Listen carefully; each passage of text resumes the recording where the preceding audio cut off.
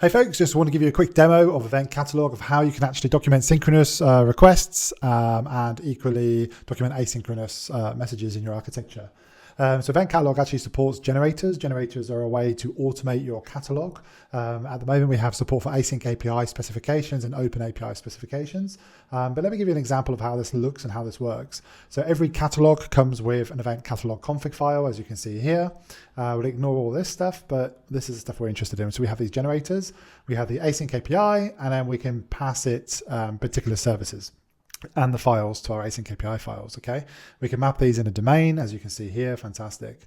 And we can also have OpenAPI generators too. And here's the path to the OpenAPI specification, and I'm gonna map it into the same service as my AsyncAPI one. So now why would you might do this? If you think of your OpenAPI specification having routes and APIs defined in your service that you can like create orders or, send certain commands to your service over HTTP as an example. And let's say your service itself then fires events off or can even consume events. So you can probably get the best of both worlds here by documenting your OpenAPI with your events and your commands and one day your queries.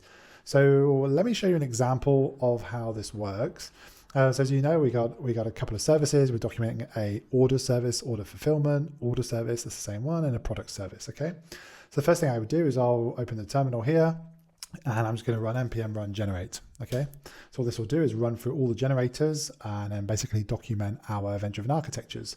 So, or our architectures. So if we come here, we can see events. We've got all these events that have been raised and created. We can see domains. One domain has been created, the orders domain, because that's all we have specified here. And then we have the services here. The services themselves have files and specifications attached to them, okay? So let's see what this looks like in the browser. So what we do is we come back and we run dev, npm run dev. This spawns website locally in the browser. So let's head over there and have a look. So as you can see here, EventCatalog has now loaded. If I go into the documentation, we can see we got the orders domain, services and messages all generated from our files for our generators. So now the interesting thing here is let's have a look at this orders domain and look what this have a look what this looks like. Now we've put everything inside this orders domain just as a test, but I can actually open this in the visualizer and start to see what is inside this bounded context inside this domain. So you can see here, I've got the payment processed. I can click on this, zoom in, and now I can see that this service accepts and receives this particular event. I can click out of there to zoom out. I can click on the service itself to see all the messages and commands that's coming into this particular service.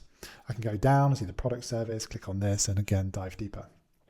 So let's have a look at the orders API. Now the orders API is an interesting one because remember, if we go back to the code, the orders API, the order service, actually has an API and that has events associated to it, okay? So through the OpenAPI specification and the events through AsyncAPI.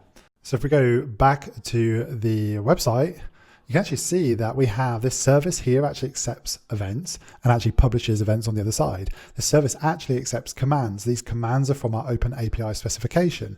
These events are from our AsyncAPI specification. So now looking at this, we can see the service is actually receiving some commands from OpenAPI and then publish events over here, all documented through these open specifications and open standards.